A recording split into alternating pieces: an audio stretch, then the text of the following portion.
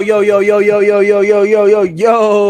What is up, everybody? This is Kicking with the Crew. I am your boy Leroy. Got my guys Matt and Trev here with me. Hope everybody's having a great weekend so far, man.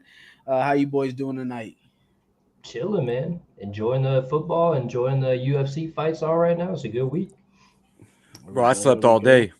I slept all day. I went to go to the gym and then I got on base and realized I didn't feel like going to the fucking gym. Yeah, I grabbed food and went home and went back to sleep. yeah. There I you had a go. couple of days like that this week, man. It's been like it's starting to get a little cooler out, a little rainy out. Just want to have a nice cozy night at the house. I feel it. Yeah, bro, it rains here all the time, man. It's been raining here for like 3 fucking weeks. So it's been gloomy and depressing and I just wanted to sleep. That's what I've heard about Sometimes, Washington. So that Yeah. that yeah. tracks. Now I got the Devils Sometimes, game on, so Hell yeah. sometimes you need that though, especially when you work out often. You need those days where you just, man, all right, that's it. My body's done for the Yeah, day. Freaking sleep for a good 24 to 36 hours. I yeah, Let your just body swear. rest, sleep. man. I Just let your swear. body get Put my, back put to my it. phone on D&D and just go. Can't There beat you days go, like for that. real. I'm so old, man. I figured out the D and putting your phone on different things too late. So I finally just figured it out and was like, oh snap, I can actually like make sure my phone's not gonna wake me. Dude, Old man. as y'all know, I just got out the army recently, so like D&D is a new thing for me because I'm like, I don't have to answer the phone anymore. Like someone tries to call me or reach out, I'm not responsible for anybody. I can just chill. Like Yeah, well, it's a even cool even feeling. even if I have my phone on D&D, like my watch still goes off. Yeah. So if it starts vibrating like I'm getting a phone call, then yeah, I gotta look at it. But What's up, first? All right, yeah, one of those. yeah, if I have to answer one of those calls, I'll be pissed. Never fails, Yeah, man. definitely. But it's a Uh good week, dude. 8-2, beat the Falcons last Sunday. Got a bye week this Sunday, so we can kind of relax, enjoy being towards the top of the AFC. So it's good. It's all turning up roses right now. yeah, I was just about to say we got a stress-free week, but I gotta say this season I haven't stressed too much. So, No, no, this is yeah, finally a week where we can just kick back and just watch the league kind of fawn over themselves and for us, kind of got a couple teams that we can watch for and hope they kind of fall down. Too bad the Patriots already won, so they already overtook us back as the one seed. But other than that, just a couple other teams that still got some chances to take some losses out there. yeah. Kind of separate us in the pack, right? Like at the top, it's us, the Patriots. I believe the Bills are still in there. Like it's a somewhat of a tight race. So if a couple of those teams can just take a L tomorrow and help boost us up to the top, especially across the division, like the more the merrier. Let's The, the let's one be the alone one at the top. if I remember correctly, Denver plays the Chiefs tomorrow. And Yes, and that's a they hard got one to pick. Do I want Denver to lose so we can get a step up, or do I want the Chiefs to lose so that they're not feeling too They nah hot when stink, we come yeah. back? we definitely want the Chiefs to win because it'll push Denver down, right? So it'll put them back behind us, and then also the Chiefs don't have to come into the Colts thinking must win. We gotta Yeah. win. We done lost a game. We Hopefully done they're won coasting a back to little bit back. and we just smack It, them. it, Is the Chiefs exactly. game in KC or is it at home? It is in KC. Oh yay. Jonathan Taylor's finna go off. That's his second home. Yeah. That should be a good game, man. I'm excited about that one. Yep. So we want to get the win. But let me go ahead and jump into these scores, man. Opening week 11, the Patriots, like I said before, they beat the Jets, overtake the number one seed 27-14.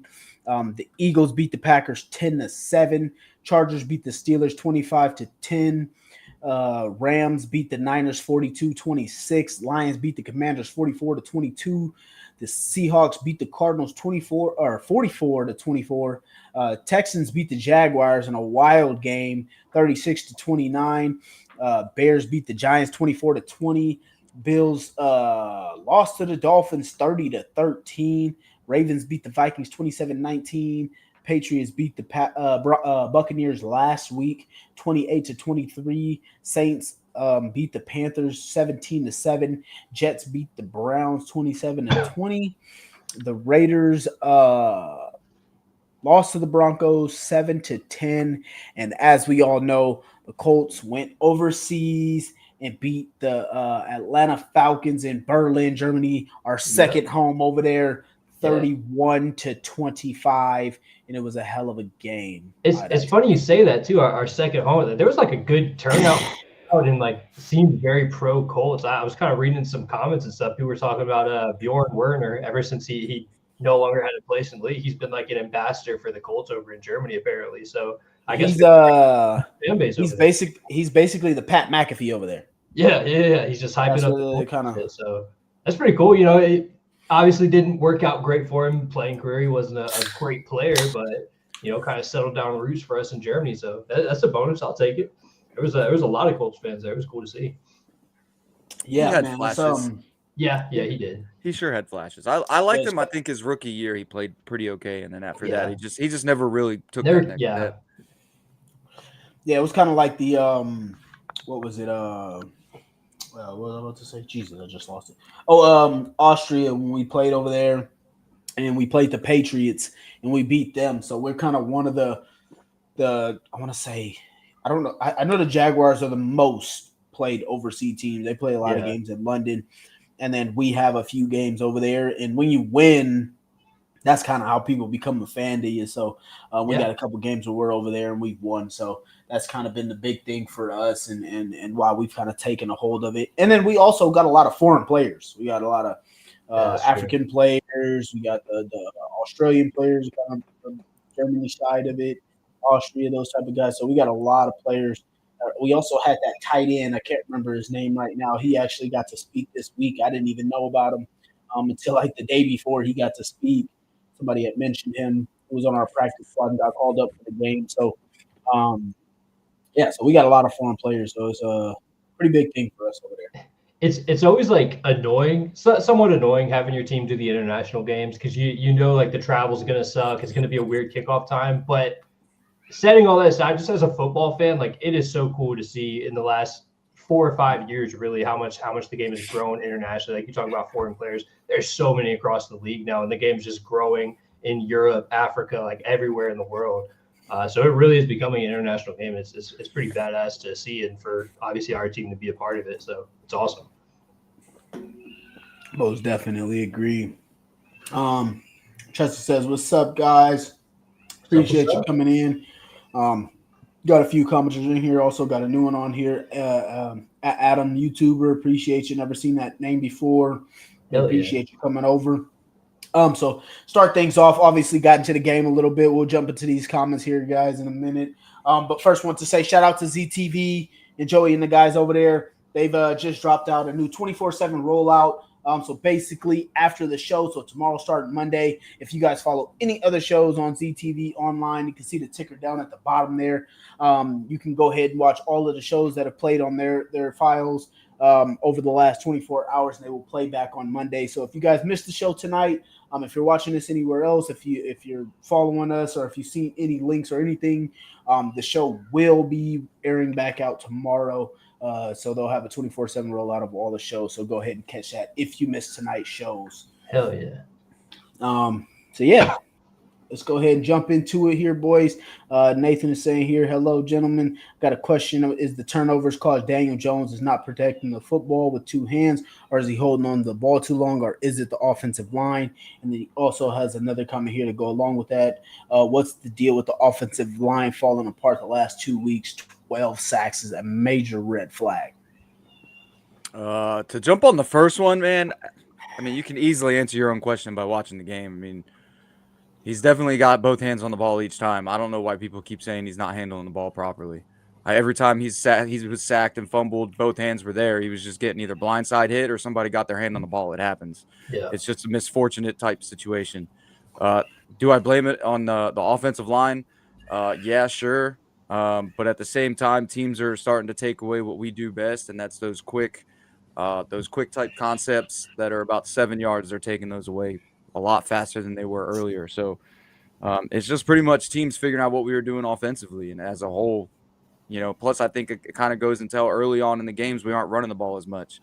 So yeah, I mean, kind of said it all, but just to add on to the point, like it is a red flag how the offensive line has played the last 2 weeks. I think we had 5 or 6 sacks total on the season going into last week's game. Like very, very good season. Going into the Pittsburgh game. That's correct. I think it was 6 on. I think it was 6 on the year. and then 6 alone in the Pittsburgh game. Yeah, and then kind of same story against the Falcons. So it's concerning, but I think it's kind of what Matt's saying as well, right? Like teams have been figuring out what we've been doing kind of middle of the season. Everyone has a lot of tape on everybody. So the kind of light at the end of the tunnel here, the silver lining, if you will, is like it's happening at the right time. If you ever are going to have an offensive line collapse, right before the bye week, I guess is a good time to do it because now we can really sit back. All right, this is where we went wrong. This is where we fucked stuff up. Like, I don't think it's a question of talent. We have the guys on the offensive line, but clearly something isn't going right there. And it's the entire offense as well, not just the O-line, but the entire operation is leading to these sacks because we're not getting the quick concepts. We're not getting the ball out quick enough, whatever it may be, right? So hopefully they're going into this bye week. One, get healthy. That's the main thing. Everyone's a little banged up, but just kind of correct these things in film. And I'm confident they will. There's no reason to think that they won't. Yeah, I'm kind of with Nathan on this one a little bit just because of the fact that I do think a little bit if it has been concerning with Daniel Jones. He's kind of been doing the turnaround and throwing his back towards the offensive line.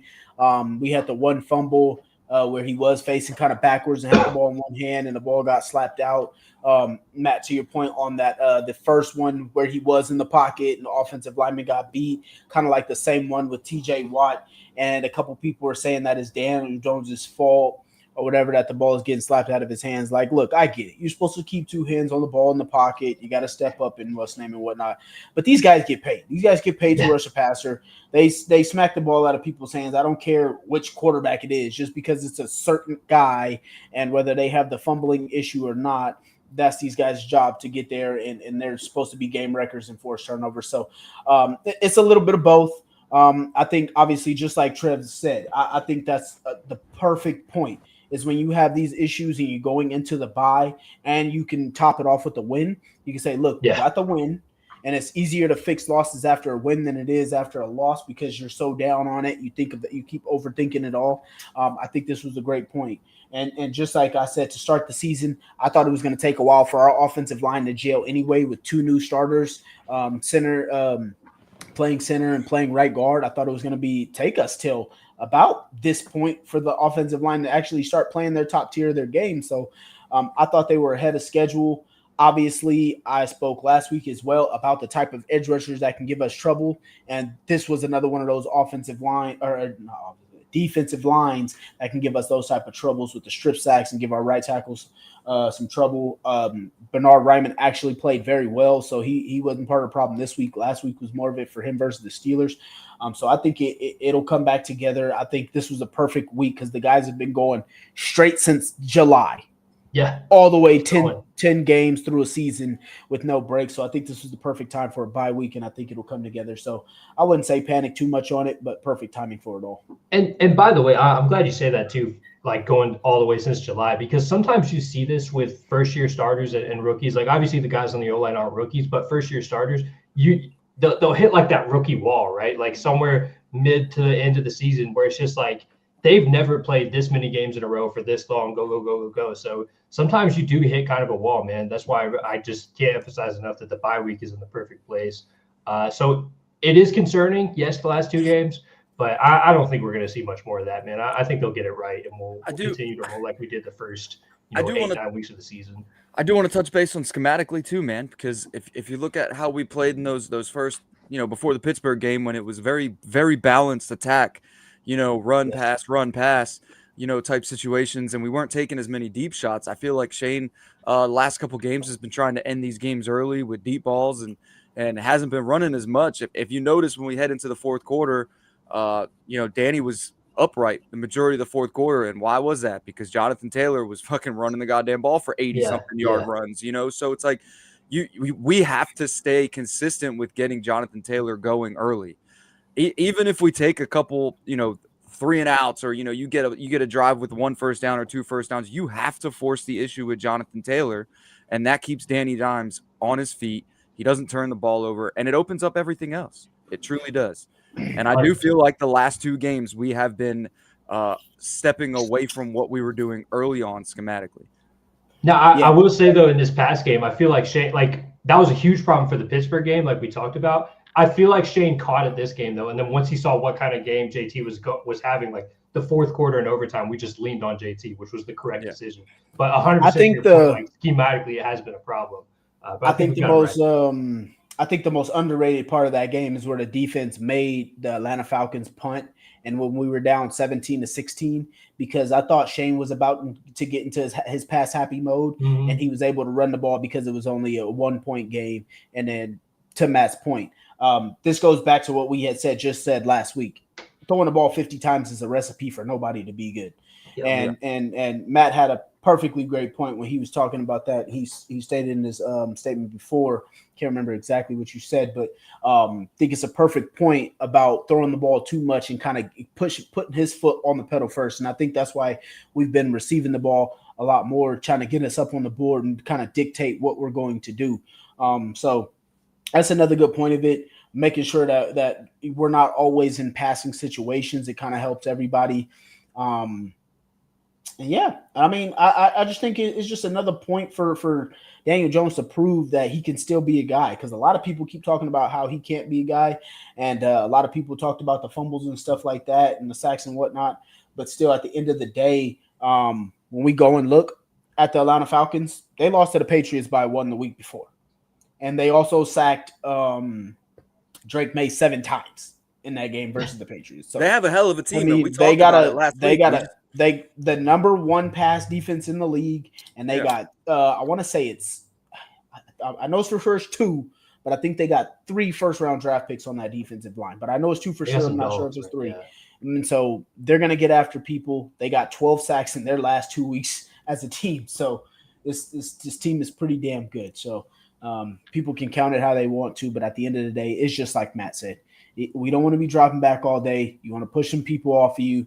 And again, Daniel Jones threw for, I think it was like 255 versus the number 1 pass defense.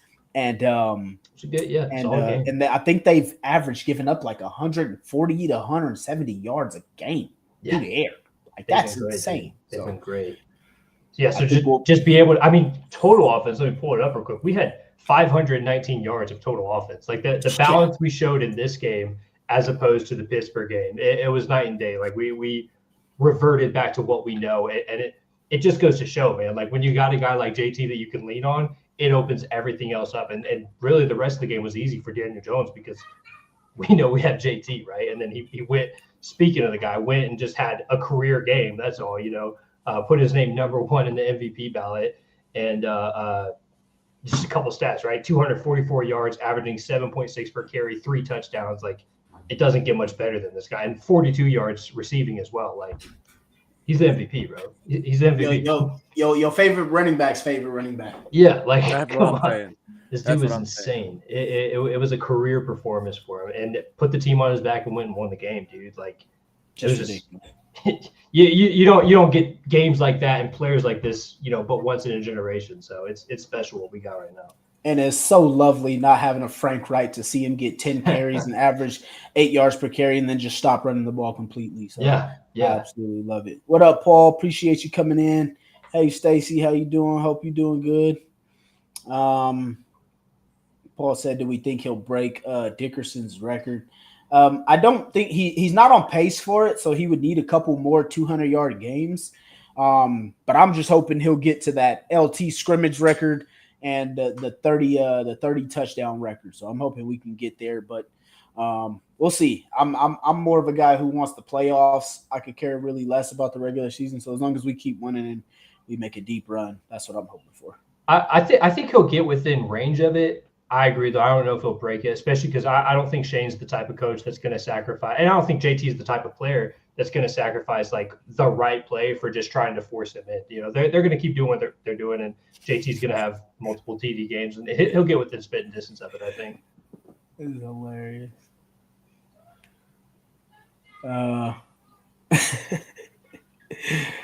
What's up, Tressa? She says, hear me out, guys. I know we ain't going to get him. We have woman owners. This guy was suspended for 10 games and then cut. He was doing extra shit at the parlors, and he's a good kicker.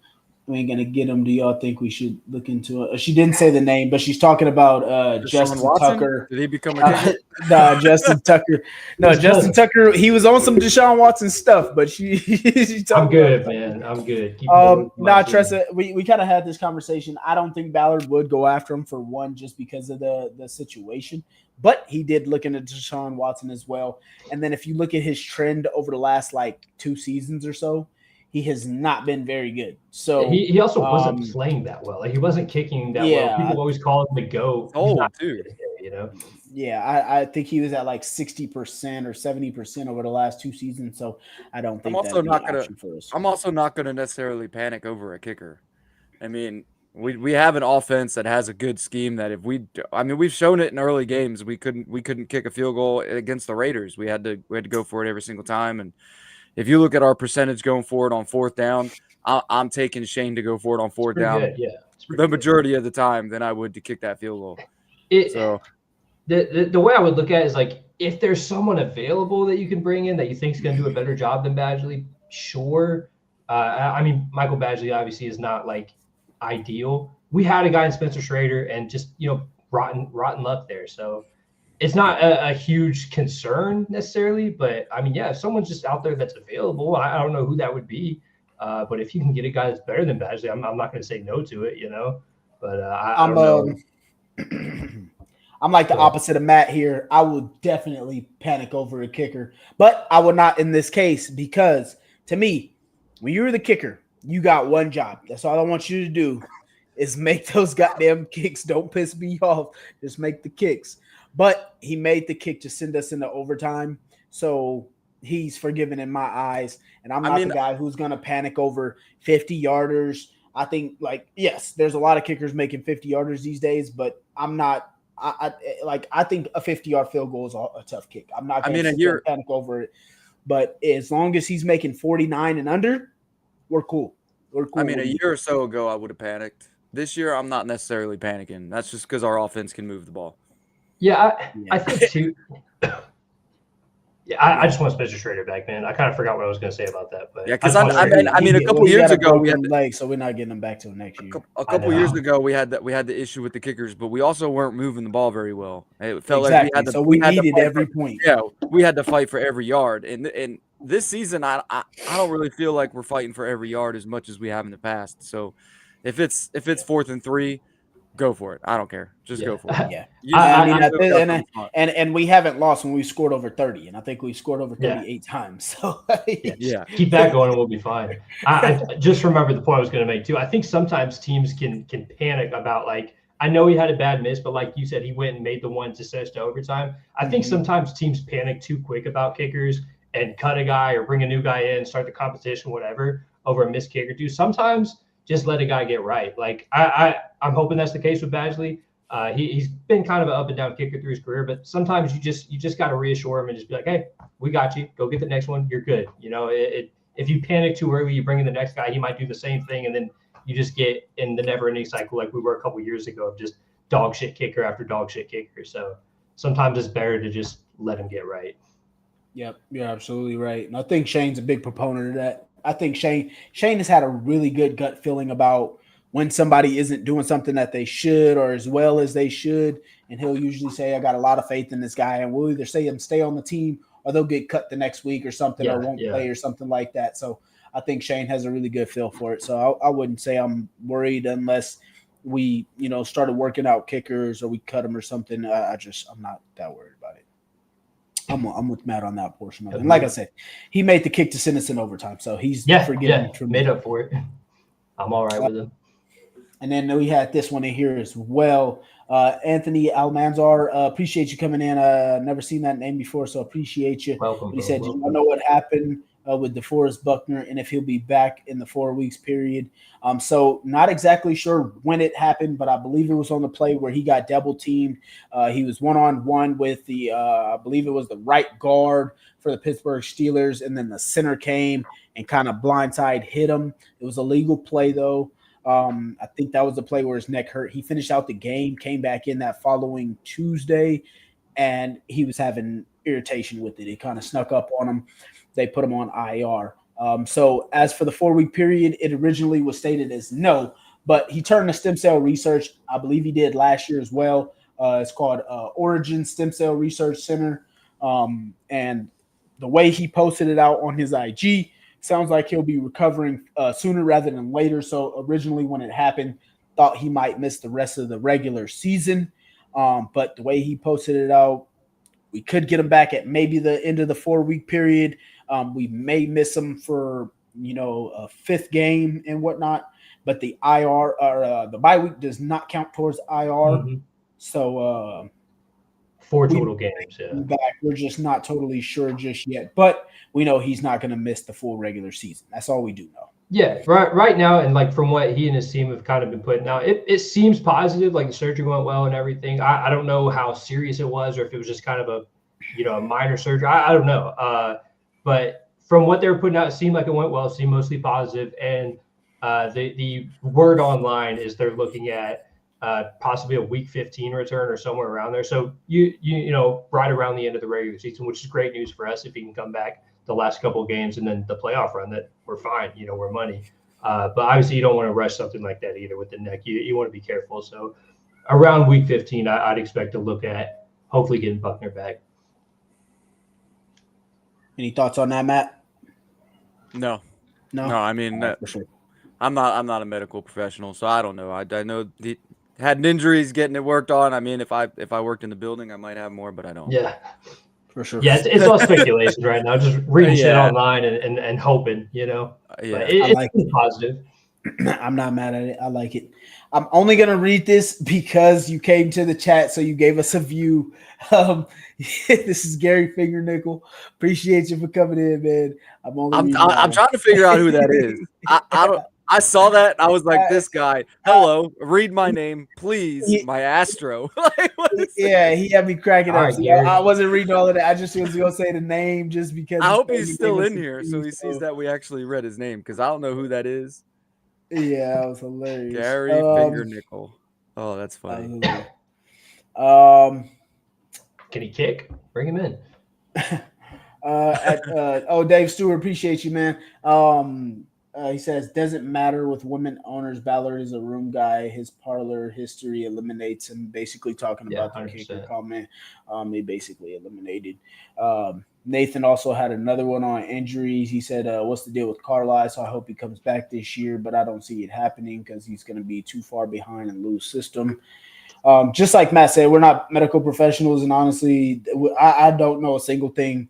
I've commented on some reporters and asked them about them. They haven't responded back to me. Nobody knows anything. Literally couldn't tell you anything. So I think the signing of Pratt kind of explains all of that. Yeah, but I also think too, like the second half of the comment, I don't know how much that's a factor, right? Like being behind in the system. Like you said, we signed Pratt and he was starting. Now obviously he's familiar. He's I don't think that's so much of a factor. Yeah, but Carlisle's also in the room. I mean, just because he's on IR doesn't mean he's not involved in the building. Exactly. Like he would need some walkthroughs and everything for sure. But like I think it'd be doing him a discredit to say he's too far behind in the system to even play. Like he's got the plays. He's in the film room, everything. I don't know what his injury status is. Hopefully we see him sometime this season. I have no idea, but I wouldn't say he's too far behind in the system. I don't think that's hugely accurate for NFL guys. Get him a couple walkthroughs. It'd be more of a question of conditioning to me. Like if he hasn't played. Yeah, I was just about to say he's a professional. It's his job to be up to date on it. Now, if he's physically behind, that's a little bit something different. But mentally behind, it's his job to be on top of it and be ready. To go. He shouldn't be. I mean, even when you're injured, you're like I said, you're still in the building, so you're still learning. You're still watching film. You're still preparing as if you're playing. You're just not playing. So, if anything, sometimes you'll see guys that get sidelined for a while and then they come back even better because they're able to really take that time and develop the mental side. It's not like high school. Maybe it's a positive. It's not like high school when you get hurt, you become the equipment manager. Like you're washing people's drawers and shit. Yeah. Hey, bring this to the laundry room.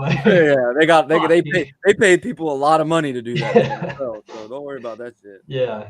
No, he's in there, man. I like that she brought this question up. I brought it up in the chat. I can't remember if I texted D2, but she says, I think we need Alec Pierce. He gets them long balls. He's a solid player. We should extend his contract. I also think that he doesn't just get the long balls. And I asked this question last week, and I was like, I'm going to start a controversy, and I don't care who is actually our wide receiver one. Is it Michael Pittman Jr. or is it Alec Pierce? I know everybody loves Michael Pittman Jr. and all, but it's starting to feel like it's starting to lean more toward Alec Pierce as being our wide receiver one. I mean, I personally, I've always thought Alec Pierce was going to be receiver one, just to depend on when he was going to be able to get more than just the deep balls. And now to see that hit, he's been working. Like his hips are dropping when he's running end cuts, slant routes, running different stuff. I think he's just developed a lot more. I also thought A.D. Mitchell had a chance to become that guy. He obviously didn't develop the way we needed him to in year 2. He's a guy in New York now. Did you see him Thursday? Yeah. Saw him yesterday. He's right in with that scheme, my guy. He still has elite routes, and he's still got second grade hands. So I don't know. Second graders can catch the ball, man. I don't know, man. I mean, I don't know. The way Justin Fields was throwing bullets, I don't think those second graders was catching that one. But so either way, I just thought that Alec Pierce has always had the chance just because of his speed. I think when you got that kind of speed, if you can develop more of a route tree, I think you always got the chance to be the receiver one. I mean, yeah, and when you look at it, we start the game off with him on simple out routes, not even anything deep. He's just doing it. Mm-hmm. He's just doing a simple out route to the sideline. Yeah. Boom, rhythm throw. Paper cuts. Yep, Paper rhythm cuts. rhythm throw, and run, deep shot. Yep, yeah, man. It works. Yeah, I'm here for it, man. I love Michael Pittman Jr. I think they complement each other very well. Yeah, I just really think that actually it draws the question. The last few weeks has literally drawn the question for me of who is wide receiver one. Yeah, and the great thing about Pierce too is we've seen him elevate his game every single year. Like he came into the league already very, very solid, these deep crossers, but it felt like he might just that might be his role. He might just be the deep ball guy, whatever. You live with it. And then last year, he really developed more, added more to his game, better route running and everything. And it felt like a breakout year. And you kind of think, well, maybe that's it, and that's a pretty good role. Yeah. He's elevated even more this year to where he looks like he could be elite, dude. Like he could elite, be the next Cooper Kupp, whatever. Like his route running is getting better and better. He's the fastest guy in the freaking league, it seems sometimes. Like I don't want to underplay his touchdown last week either. Like that is a play that most wide receivers won't make. He was covered fully by two defenders, and that man just jumps up, grabs it like it was nothing. Like my bread, So, so to answer the question about should we extend his contract, that's not even a question at this point. I'm paying the question is, are you paying him what you pay guys like Jamar and Justin Jefferson? I don't think he's far behind it if he continues this. If he continues this, he's not far behind it. No, hell no. That cannot be the question. If we get cash strapped like that, that is the question. No, hell no. It got to be, are we paying him like guys like Nico Collins? That got to be put him up in that upper echelon with Jamar Chase and those guys. Nah, hell no. No. I'm not saying that's what we're going to pay him. I'm saying the question it's closer to that question than it is of whether or not we're going to extend him. It's really the question of how much are we going to pay? Okay. I'm not saying we're paying him Jamar money. Okay. No, I know it's just the name that you said. Whoa. We don't even have that money anymore, but he's going to get paid, and he's going to get well paid. For sure. Definitely around that. At first I was thinking around 17 or 18. Now it's looking more at that 20 to 23 range. So big time. Zach already in the comments saying he ain't paying. I know. I was like, when I first seen it, but he was joking at first. He said, I still ain't paying that, man. Obviously, Zach doesn't want to pay anybody. Indy gotta pay AP. He's definitely shown me that he can contribute. He's improved on route running by leaps and bounds. He's the best route runner on the team. Zach is only doing this to troll. He's only trolling. Yeah. He even said it. He does it on purpose. He wants to get the comments going. He's ready to pay AP. I don't care what he says. Yeah. Nah, he did. Yeah. He said Indy got to. He said he was joking at first. Oh yeah. But Josh Downs still the best route runner on the team. But AP is definitely improved, and the thing is I want to keep these skill position players together as long as possible because their success is literally balanced off of each other. No, I think that kind of came to fruition once we traded AD because we all thought he was supposed to be a guy that could step up and kind of maybe replace somebody. But the fact that you trade him away, definitely let you know that this receiving core has to stay together, and then you Yeah. probably draft a young rookie to come in and start stepping up and taking some snaps. Speaking of AD, I just wanted to make a comment on this real quick that he feels bad for AD. I don't feel bad if you drop passes. That's your fucking fault. Go to work, my guy. I'm just saying. It's funny. It's funny. I'm also over it because everybody's, talking about AD. Like, I hope he does good in New York. I hope this, that, and the I don't give a shit, dude. You leave the Colts, whether you're traded, you get cut. Well, I don't care about you no more. I don't have like ill will towards him, but yeah, but like I really don't care if you succeed or not. The funny thing about this is I texted Matt the same thing, Trev. I texted Matt that exact same thing, and then after what did I say? He said, "I don't fucking feel bad." But I was just like, at the first drop, I was like, God, I want this kid. I want him to see some bad ones too. And then after the second one, I was just like, okay, dude. I'm over it. I'm gonna read this real quick. This was our chat. There's nothing secretive. All right, we don't send each other nudes or nothing. All right.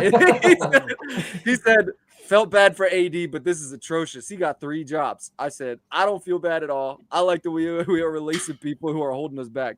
He said, I did originally, but now it's pretty embarrassing. Motherfucker said we got fleeced. I was like, right? He said, shit crazy. Hope bro figure it out, though. Fuck the Jets. I said, he belongs over there. He said, that's cold. It's accurate, though, man.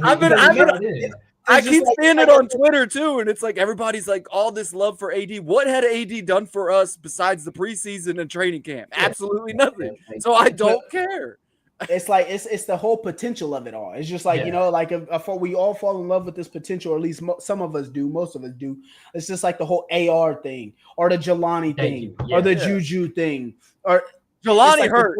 Jelani hurt. It's like but that's what, I was just about to say that. It's all 3 the same for those 3 guys. They kept getting hurt. AD's excuse was he just couldn't stop fucking up. Like it's like to me, Jelani was successful in the regular season though, and he got hurt. AD hasn't had a regular season success story at all. This man is failures. This is why I don't watch preseason, because fans get so obsessed with these guys that they perform in preseason when they're getting thrown the ball by like Chad Kelly or some shit. Guys, and you're all you know what I'm saying? And it's like AD, no hate. Nothing. I don't hate you. I just don't care about you, man. You were on the team and now you're not. Best of luck. Yeah, it is what it is. The NFL. I don't care if you succeed or not in New York. I don't. But the moment you become a thorn in my side and you become good and we got to play you and you torch us, then I fucking hate you. But right now, no, I really don't care about you. Man, and I feel like we've hopped on this show. I know I've said it a couple of times, like multiple years now. Potential is just shit you haven't done yet, right? So I get so tired of these potential stories. Like you talk about AD, AR, Jelani Woods, everybody. Like none of them ever amounted to anything with the Colts, though. So it's just shit you haven't done yet. If we could buy a house with potential that we've had, we'd have a fucking community. Yeah, I mean we've talked about this multiple years, because how many years have we talked about Kwity Paye, and I was like, I'm over it. Or the other dude that had a really long name that I didn't like. Odangbo, same thing. Yeah, I said the same shit about him. I was over it, and then it was like Taekwon. I've been on Taekwon this entire time, because when that man touches the field, he shows potential, and I wish that they would just play him more. Just stating here for the record, I've never thought Kwity has any potential. I think it was like Trev, Damon, Zach. I remember having these conversations being when I was optimistic, in Texas, and I was like, I'm so over him, dude. Like, let's just fucking trade him. But I don't know. I think it's a little different with I do get your point, but I think a little bit different with Kwity Paye. Like some of these other guys, like Jelani, AR, and AD, and Juju, they had crazy talent. I think Kwity Paye to me was always just like a raw. Can he get there? We would hope he would get there. Like he was healthy and just never really went crazy. It was kind of like, all right, dude, just give us 8 sacks. Like it was kind of just like, just don't be trash. Like with him, dude. It's like the same thing. Go ahead. No, you good. Go. It's like the same thing that we see with Shamar Stewart right now in Cincinnati. Like he's the same exact prospect where he really didn't put up any sort of numbers as an edge rusher in college, but they draft him off potential and athleticism, and then he gets to the league and lo and behold, he hasn't done a fucking thing. He even fought for a contract too. Haven't done shit. So at least we didn't do it that Kwity, Fought for a contract. At least Kwity had the excuse that he was playing during COVID, and Shamar. Yeah.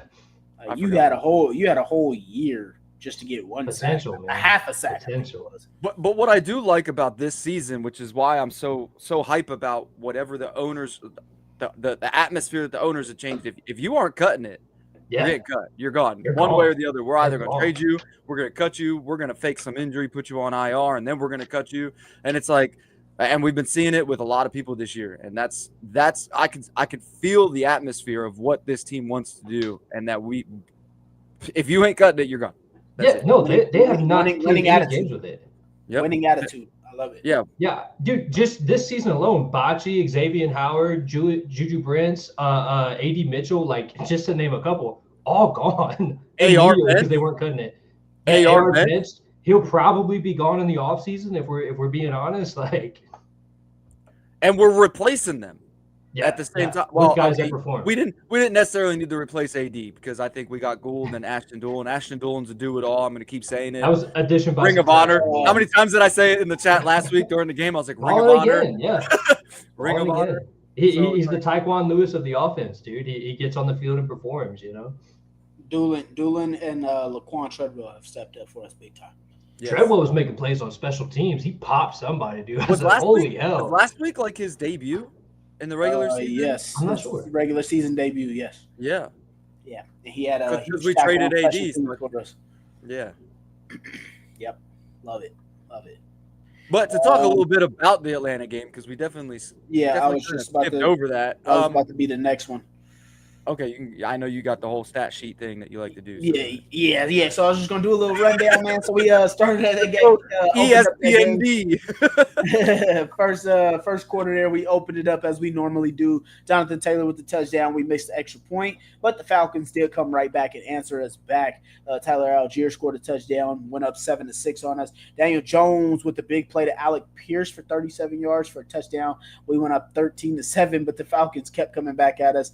Michael Penix Jr. I think it is Jr. Michael Penix hit Drake London for a touchdown. The Falcons went up 14-13, and then they also got another field goal after the third quarter, which started out kind of slow for us and went 17-13, and we came back down, made it 16-17. And then from there on, it was just the Jonathan Taylor show, man. He went crazy from that point on, had an 83-yard touchdown. He had a pretty good day for the most part all over, but went for the 83-yard touchdown, kind of broke it open. Then the Falcons answered us back, but we managed to keep it close. Daniel Jones has some huge plays. And this as well, at one point, they got the touchdown, then they had the 2-point conversion to top us 25-22, and we drove back down. Almost let this game get out of reach. Daniel Jones was sacked on a second down, made it third and 21, and then Daniel Jones rushed for 19 yards, and then we got a first down to Tyler Warren, kicked the field goal, went into overtime, and then just walked down the Atlanta Falcons. I swear to God, Zaire Franklin, dude, he heard me. I was talking so much shit in that fourth quarter. Oh, man. I remember texting you. Hey, it's hilarious that you said that because he literally, Matt texted me and was like, this shit cannot go on any fucking longer. This dude needs to be off the fucking team.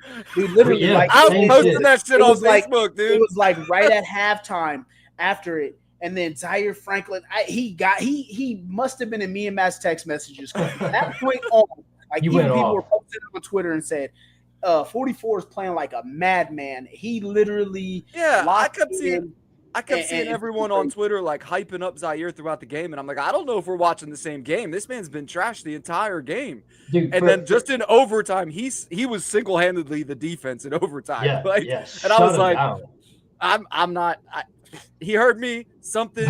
I'm not on the Zaire train. I still think dude is not that good. I think he came in clutch and in his leadership position.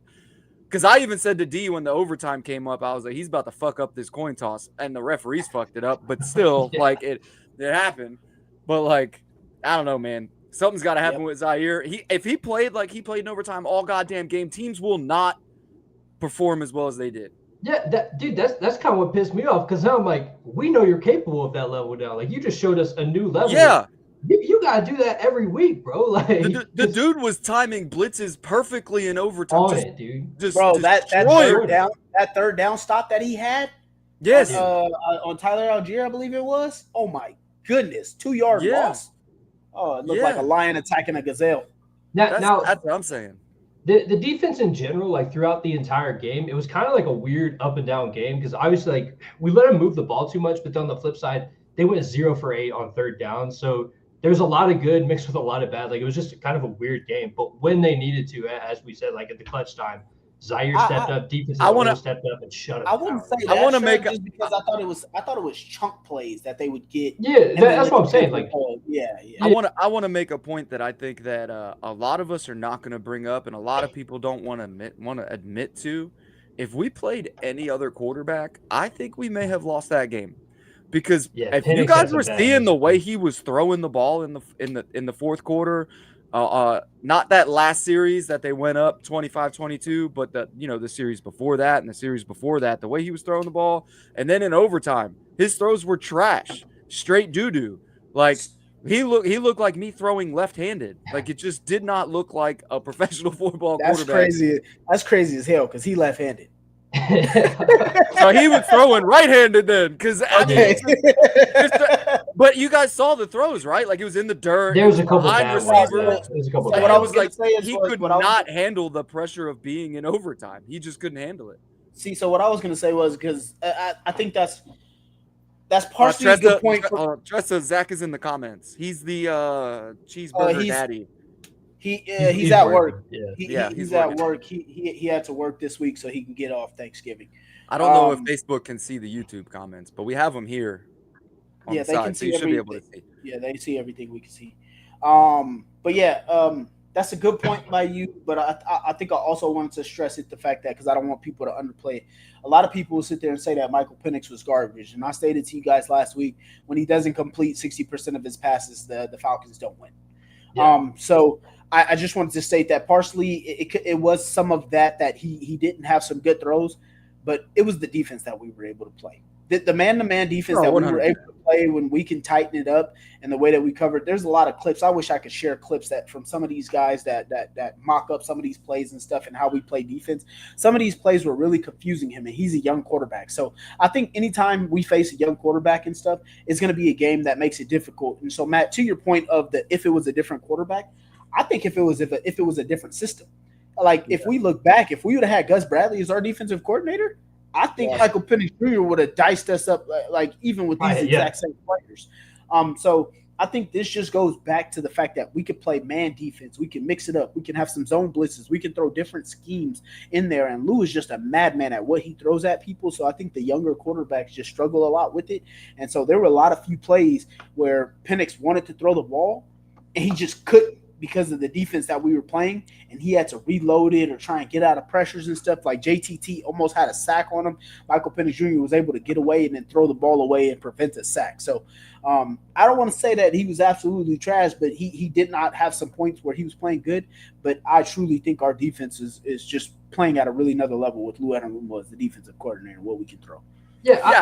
I'm not trying to take anything away from our defense, because I definitely said last week on the show that I thought this game was going to be closer. I think my prediction was like 27-24, and that was the closest margin of victory that I had even predicted this entire season. And it was just because I have seen a lot of Atlanta. I don't know why, but they were like an attractive team to watch. So like if the Colts weren't playing, I was putting on Atlanta. I like the NFC West. I like to watch them. I think they play aggressive. You know what I mean? Like Seattle, shit like that. So I just the NFC South. My bad. South. My bad. NFC South. So it was just like I had a feeling that game was going to be ugly. And it was completely ugly. But y'all heard me saying all last week, overseas games, I fucking hate them. Yeah. I just think there were some throws, and I mean even if he would have made those throws, they weren't going to really do much anyway. But his throws were in the dirt. That's all I was trying to say. And I want to talk about this coverage too, because y'all brought up the coverage, dude. That one 2-point conversion they got with Drake London. Sauce gets tangled up in it, and then that screenshot gets shared everywhere. Oh, they gave up 2 first-round picks for this guy. No one watched the fucking rest of the game, dude. Sauce almost had a pick 6, locked Drake London down. I think he allowed like 4 targets, 2 catches. 4 targets, 2 catches, 26. Locked down. Like anytime he was covering him, it was locked down. Yeah. So it was very dishonest work by the people in social You- media. sharing You that also shit gotta around. you also gotta be real about Sauce Gardner coming in, right? He wasn't traded until afternoon of Monday, right? Yeah. So Yeah. And barely any prep time. he had already gone into film study for, I believe I don't remember who the Jets were prepping for. The Browns. The Browns. He was already doing film study on the Browns. Yeah. Found out he was getting traded, had to travel to Indy. Shift Didn't even get gears. to move. Didn't even get to move his house. Yeah, didn't get. He said 99% of his clothes were still in New Jersey. So he came here, had to on Tuesday, had to fly right over on Tuesday, start film study on a whole nother team pretty much a day late.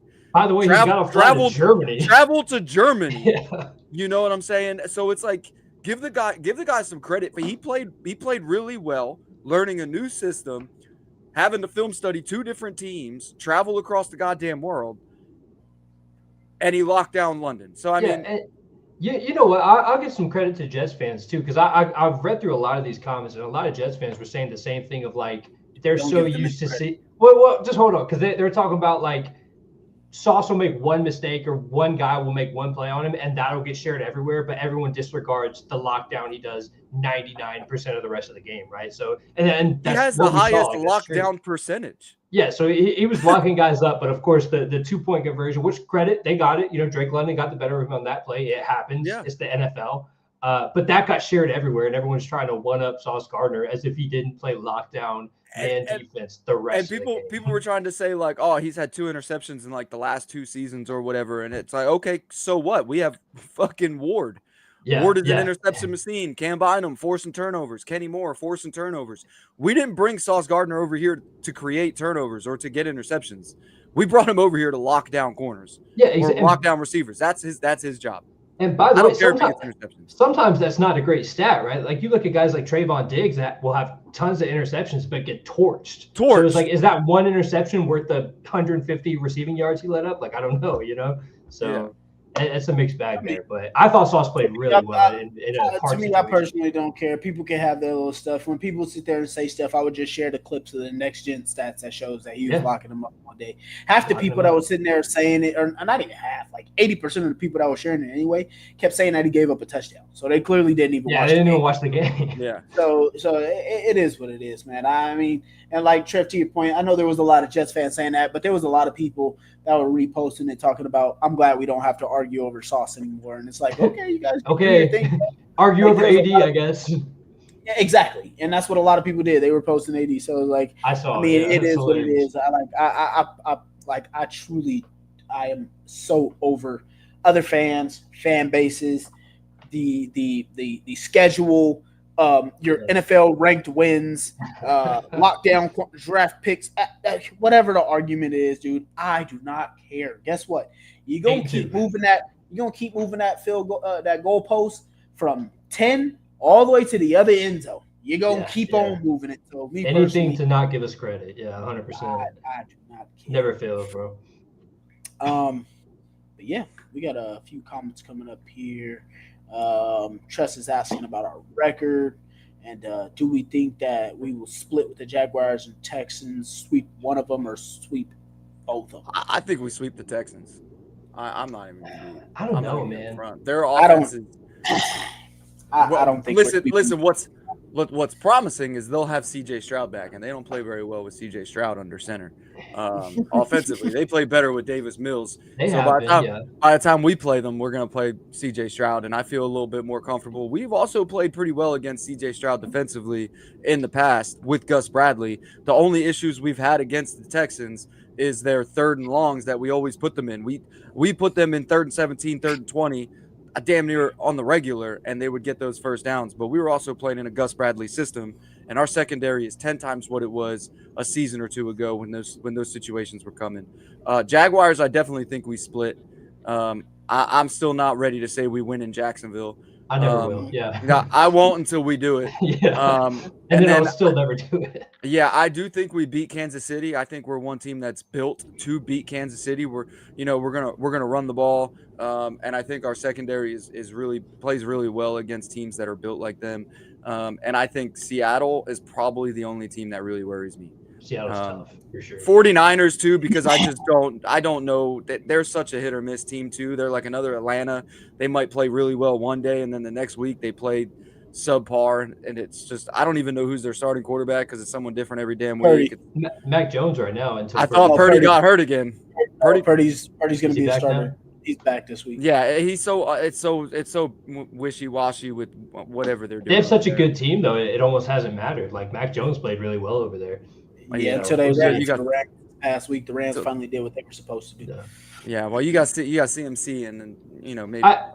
I think it's tough too with teams like that you just don't see very often. Like even year to year, we don't see them very often. So it's like you don't have a great feel of how you're going to play against them. Yeah, so that'll be an interesting game. I agree with everything you said though, Matt.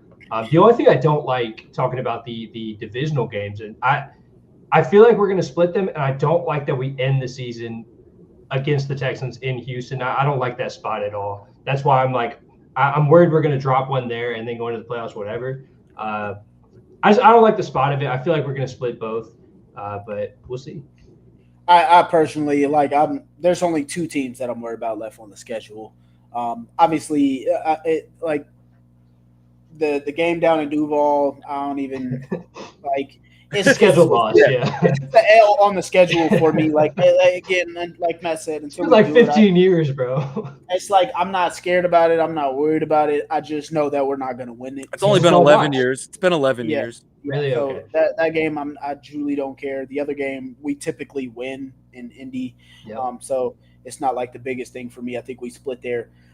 But the Texans defensive line, it just worries me, dude. I think the way that they match up defensively versus us offensively, I just hate it. I don't like it. I wouldn't say I'm scared, but I just do not like it. It kind of reminds me of the Pittsburgh defensive line. I told you guys about the defensive ends that we face that give our tackles trouble. Houston's defensive line is one of those defensive lines, and so that's a game. I can agree there. I don't think that I'm going to like it too much.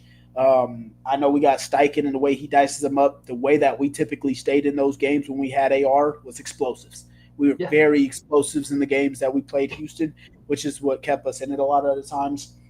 I'm hoping Daniel Jones, this was the original point that Matt had got to earlier that I missed earlier, is that some teams had caught up to us a little bit. It was just the first read thing. Daniel Jones was able to get onto his first read, and that's why our offense was so efficient. Our first read was always so good, so open, and we were able to get to it, and then we were stay on schedule, and then Jonathan Taylor can do his thing in the run game. I think that's what the Steelers had exposed from us a little bit, getting Daniel Jones off of that first read, and that's what messed us up in that game. And so I think that's something that we still that we got to take this bye week and look over and make sure we're not going to get exposed to that again down the stretch here. So what I do think we need to do down the stretch here, and this is no like I want to see less of AP. I think we need to get Josh Downs a little more involved offensively. Absolutely. He needs to be more involved. I mean, he was pissed in that game against Atlanta in the red zone where Daniel got sacked and he could have threw it to him over the middle. Yeah, and it's just he was. That's one guy I need to see more of. Yeah, definitely need to get him more involved. So again, I don't like those two matchups with Houston. Don't want to let them back in the race at all. Would be nice to go ahead and sweep them just because they're having a kind of a down year with their offensive side of the ball. And like Matt said, they have played better with Mills versus Stroud. I think Mills was playing a bit more freely in that second half, being down 29-10. And he was able to just open things up and play. They started getting Nico Collins involved, so it would be nice to take advantage of that. But that defense, I've said it since the offseason. I don't think player for player, I don't think there's a defensive unit better than Houston. Player for player, I just do not. I like that. I don't like those two matchups, like I said. And then the Seattle game. I think Seattle, to me personally, in my opinion, I think Seattle is the best team in the NFL.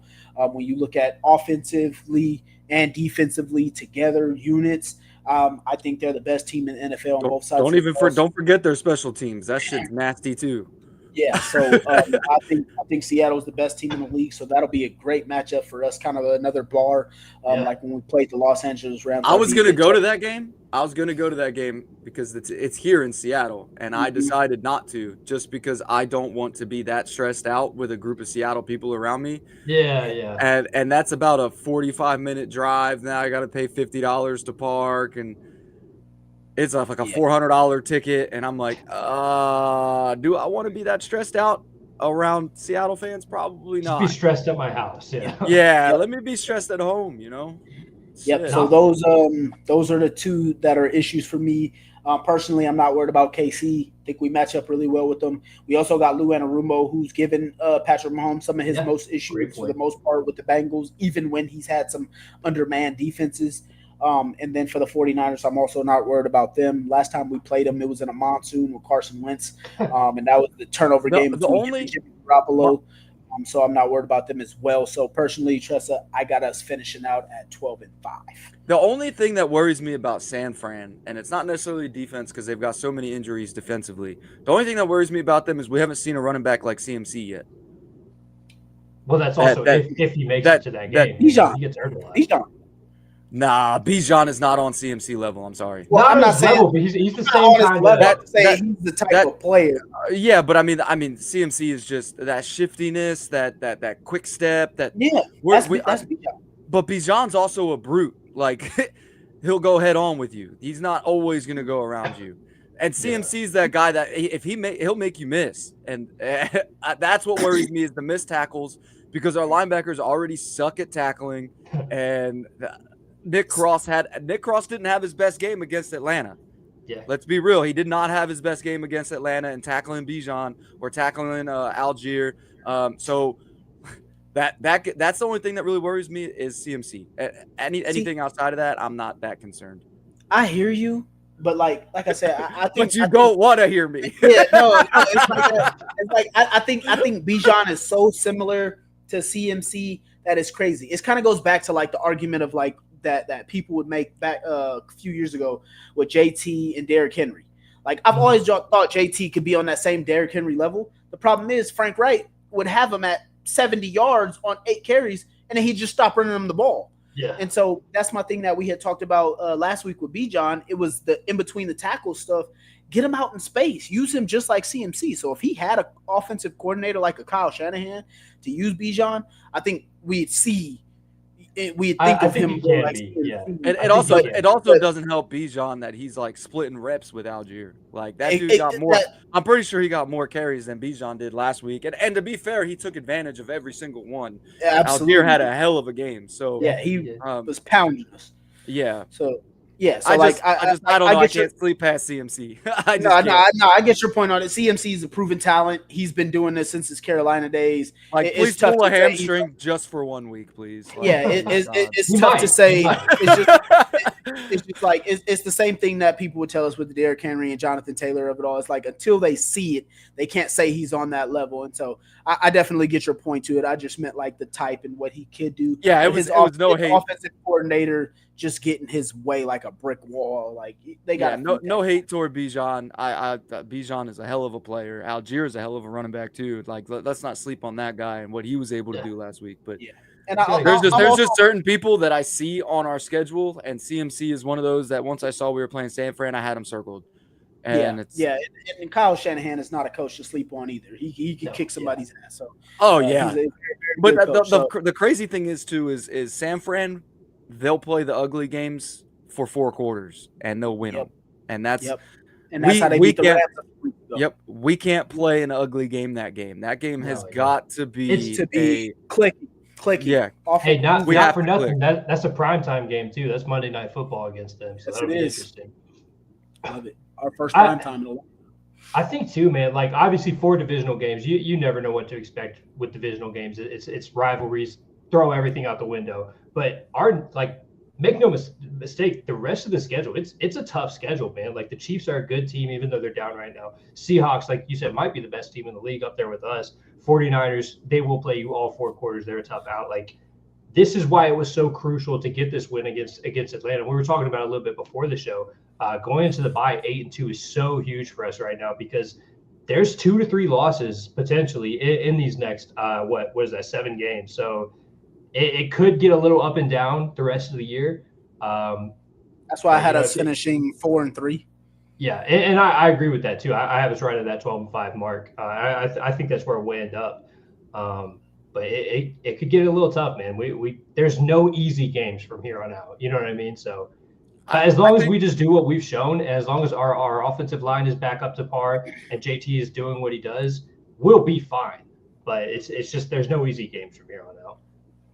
I mean, I don't think any of the games we played were necessarily easy. The Titans, We just made them look easy. Yeah, but that's just That's like a you fair said, right? point. It's those divisional games. Like You're right. You're right. Like it's like I said before. Like it's only a few plays that go from like think about like perfect example, right? Last week, Seattle plays Arizona, right? And Arizona has only lost like I think it was like 5 games by like a total of 8 points or something like that. Yeah, us too. Yeah, right against us too. They start that game with back-to-back fumbles from Jacoby Brissett and go down 14-0 in like a matter of 2 minutes. Yeah, like it's just, and that's kind of how the Tennessee Titans game went. 28-0 in the second quarter. Like, yeah, so things can just change so quickly on you. So that's where I say people like that's the thing that irks me about the internet of football. Like people they look at such a small part of something and be like, oh, this team sucks, or oh, this happened, or when they're right there. And it's like it's so easy to say that somebody's bad or good because of whatever. And it's just just last week I started seeing NFL analysts start talking about Miami, and they're like, oh, are they turning it around? Are they turning it around? Like is Miami back? Like you can't say that Miami. What have you done for me lately? You can't say like oh, Miami was trash when the Colts played them, and now you're saying, oh wait, maybe they beat Buffalo. They're amazing. Yeah, like come on, it's just so ridiculous to me. The NFL is a professional league. Everybody's getting paid millions. They're doing what they're doing. To me, week in, week out is hard. It just depends on every week. You got to prove it exactly. And yeah, I mean those divisional games, sure they kind of worry me a little bit. I have a more hate toward Houston than I do Jacksonville, but I just hate that fucking Duval game. Yeah, I hate playing in. I don't even hate the Jags. I just hate that stadium. Yeah, I just don't like Houston. Like I think the city of Houston is garbage. I think everything around it is trash. The people there aren't that great. I mean, I'd rather fucking play the Jags on the fucking moon while we have no oxygen mask to play them in that fucking stadium, dude. I'm with you. I hate Houston, man. Like I'm about to go home. I'm about to go back to Louisiana and visit my family. What's up, Kyle? Appreciate you. Drive to avoid the city of Houston. I hate everything about it. Like I hate it, dude. I'm sorry if you're from Houston watching this. I hate your city, dude. For 100%. I think that's the worst city in the state of Texas, and Texas is fucking massive. For it to be that big and just Houston being the worst fucking city is crazy. No way Florida's winning right now, bro. Because Dallas is nice. Downs, baby. Dallas is nice. The surrounding area is nice. El Paso is fucking nice. So like San Antonio is nice, and it's just then you got Houston. You're like, what the fuck is this god awful place? Too many freeways. And they have the Texans. They have the Texans who I hate. So yeah, I hate the Texans. Let's get to this one real quick, and then we got a couple more things to jump into real quick, and then so David's saying here there must be referees German exchange rate the way they spotted our balls. Dude. JT was inches away from a first down on the first drive. They spotted it 2 yards away. We didn't make the first down. I thought this was absolutely insane. I don't know how this didn't get more. Bro, that was bad. It was noticeable. I mean, like, this was crazy. I mean, 3-yard differences and shit. Like, it's crazy. Like, what is the point of the technology of the new thing that's supposed to be in the football? Yeah. To where now the dude can spot you nearly 2.5 yards away from where the ball was spotted. Great point, Dave. Like, I thought this could have really, like, it was horrible. I don't want to say change the game for us, bro, but like, this was nasty. This was egregious. Like, this was like the tush push where Jalen Hurts was versus the Giants, and the ball came out and they spotted him down when it should have been a fumble. Like I don't understand how the refs can just at one point it's take it to New York, and then at other points it's the ref got the call in the game. Blah, blah, New York wasn't awake yet.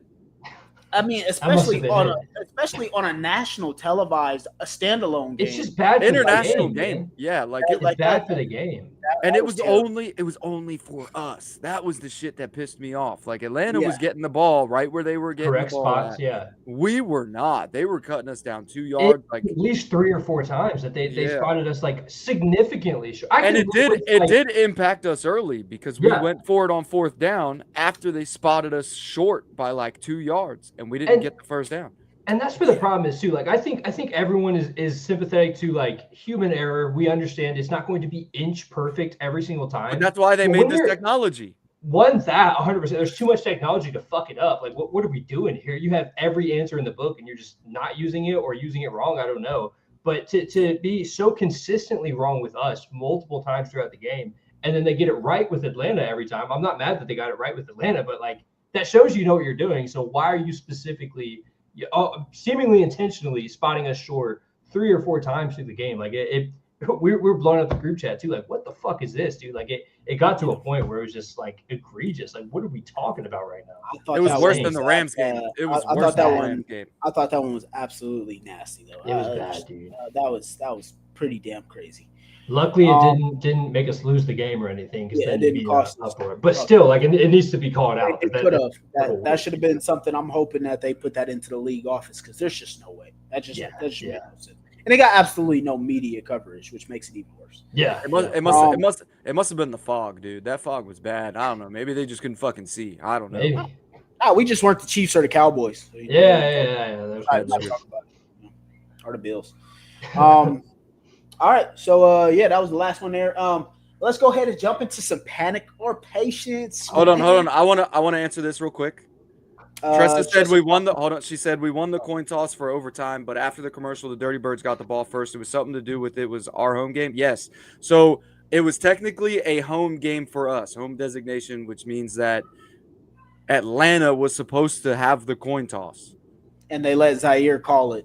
And Zaire called it. So Zaire technically won the coin toss at first. The refs figured it out when we went into the commercial break.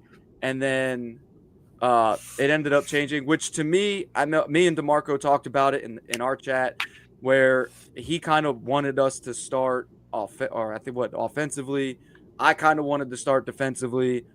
Other way around. Other way around. I said I wanted the pressure on Penix. Yeah, and I kept saying because I hate how Shane is starting the games. Like you should defer to start the game. Yeah, and then overtime, let the defense take the ball so you know what you have to do on offense. I hated how Shane has been doing it backwards. Like normally I wouldn't care, but for some reason in that game I really wanted the pressure to be on Penix. But yeah, because he wasn't playing well, like we had talked about. The rest fucked that up too. They gave us the coin toss at first, and it wasn't supposed to go to us. So they were just all over the place. Also, Stephen A. Smith is trash. So we don't even need to talk about that guy in here. All right, he does everything. I literally only watch for entertainment. Nothing. Yeah, I hate that. I like when he argues. I like when he argues with people. Yeah, and it's kind of funny. And I'm not like I don't know how he's not canceled yet because he talks down to every single female he works with. Yeah, and I'm like, how is this man? He's kind of an asshole, dude. He's a dick to the females he works with, and I don't understand how. Like, fire this man already. No, there's very little serious content that you can actually watch on ESPN. Now, when he talks like basketball or something, I feel like he's kind of like I don't know. I don't know. I still don't. That's his side of it. He knows more about basketball, but he's still wrong so much. Well, I don't know shit about basketball, so it don't sound that deep. But football, that's where a lot of people go wrong when they sit there. Like when you don't know a sport that's not your sport, you pretty much disagree with everything if it's something that you know. And then when it's not, it's kind of like, okay, I can kind of listen because it's entertaining. It sounds like he's making sense. Yeah. And so that's where he gets people, and that's why he's real popular. I will say I am probably this is going to be I'm an underrated person in this. I think that one of the best national media analysts in the NFL, which he does all sports too, but most of the time he does focus on Colin Cowherd. I absolutely love that guy. I love The Herd. I love the show. I don't know why. I'll say this. I call him. It's not a terrible show, but his take. Like his predictions are always horrible. If you're a betting man, his predictions you can are listen bad. to the show and just bet against everything he predicts. His predictions are bad, but he's I don't have a also problem with him. he's also a realist. Like there was a clip back when we had Andrew Luck that really caught my eye that he had, and it was why I liked him. He for one reason, he's a huge Colts fan. I don't know if you guys know that, but he will praise the Colts at any chance he gets. But there was a clip when people were talking about Andrew Luck was a turnover machine, and he went on like a 10-minute rant about how he would take Andrew Luck being a turnover machine pushing the ball down the field than having an Alex Smith at quarterback who's just throwing the ball 2 yards every I think that had to be after that playoff game where we came back and beat them. Dude. Yeah, I don't know. I like some of his takes. I don't really follow his predictions or his rankings, but the days that he just talks ball, it's an interesting show. But my favorite is Greg. I call him cow turd because I hate all his bullshit. But I'm still my favorite is still Greg Rosenthal. He's still my favorite. I still like his show. Absolutely best one out there. Again, like I said, besides Pat McAfee. Me and you talk about this all the time. It's subjective with those people. They say a lot of stuff.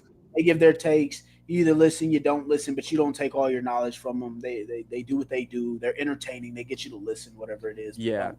But that's why I like their show, because they're not, you listen to, I don't even know what their show's called anymore, but Greg Rosenthal now, I think. But you listen to it used to be Around the NFL, and now they changed the name of it. But they don't talk like, they don't try and talk like they're the smartest people in the world. Yeah. They just talk about the game, and they have fun. They have fun predictions. They have fun, analytics about the game, things like that. So it's like, it's not something that you want to watch and learn the game of football. It's like us. Yeah. They sound like fans. Yeah, they sound like fans to me. They don't try to be the smartest people in the world, and that's why I like that show so much. No one's ever gonna bat 100 on their takes. Like we say it all the time. Not every take is a good take, and they own it too. They own it too, and I think that's why I like them, because they own it. They'll say something one week, and if they were wrong, they'll come. I didn't know what the hell I was talking about. Yeah. And the other people on that show will trash each other for their bad takes. Yeah. I love it. It's fun. It's fun. Yep. All right, panic or patience? Go ahead. Let's go. Panic or patience. Let's go. We already talked about this a little bit, but offensive line, man. We went the first 8 weeks, only giving up about 8 sacks. We've given up 12 over the last 2 weeks. Offensive tackles have struggled quite a bit. Matt Goncalves has struggled a couple times over a few games. Mm-hmm. And then we also have a little bit of the fumbles issues that are coming up. Daniel Jones has had as many interceptions in the last 2 games, 2 or 3 games than he had over the first 8 as well, man. So with this offensive line, are we having and all the turnovers and issues on offense? Are we having panic, or are we having patience, or are we panicking? I'm 50-50, and the reason I'm 50-50 is I'm panic on the offensive line when it comes to the pass game. When it comes to and some of the defensive lines we're about to face moving forward. Jacksonville's got a hell of a defensive line. Houston has a hell of a defensive line. Seattle's got a good defensive line. The Niners, they're a little banged up, but they're still okay. Kansas City, their defensive line isn't great, but it's not bad either. So yeah, I'm a little panicked when it comes to the pass rush, and us being able to pick up blitzes, especially when they become a little exotic and they bring those corners off the edge. We haven't been able to pick those up all season, ever since the preseason game when AR fucked his finger up. But when it comes to the run game, I'm patient. Yeah, that offensive line is still opening up holes like they're Moses, and I'm good with it. That's why I still believe that we need to establish the run first now. Early on in the season, we were establishing the pass, but I really think moving forward, we need to establish the run first, take that load off of that offensive line, make them respect the run early and not later when they're bringing pressure and we're doing all these exotic run plays to gain yards. So I'm kind of both, depending on throwing or running. Throwing, panic, running, patience. Yeah, that's totally fair. Dude, the only reason I'm not like a full panic right now with the O-line is because we're in the bye week and like they should have the time to fix this. That's the only reason. If we had a game tomorrow, I'd be saying panic, because it's been bad, dude. It has been night and day compared to what we saw the first 8 games compared to the last 2. So I'm a little panicked over it, just because it's way too many, right? 6 sacks in one game, 7 in the other, or vice versa, whatever it was. Way too many freaking sacks. and causing turnovers, all of this shit. Like every single bad thing that has been highlighted in our offense the last 2 weeks is because of the O-line play, because Daniel Jones is getting blown the fuck up. Like that makes me panic. But the only reason I'm not fully panicked right now is because we have the bye week, we have time, and I believe they'll get it fixed. I'm going to be optimistic and say they'll get it fixed and we'll be good the rest of the year. So that's kind of where I'm at with it. For sure, man. I agree with you, Trev. There, again, like I would say panic if we didn't have the bye, just because of the fact that we've gone so long. Like if we would have had our bye already, and we would have some of the issues, and where we're going up some of these defensive edges that I had talked about.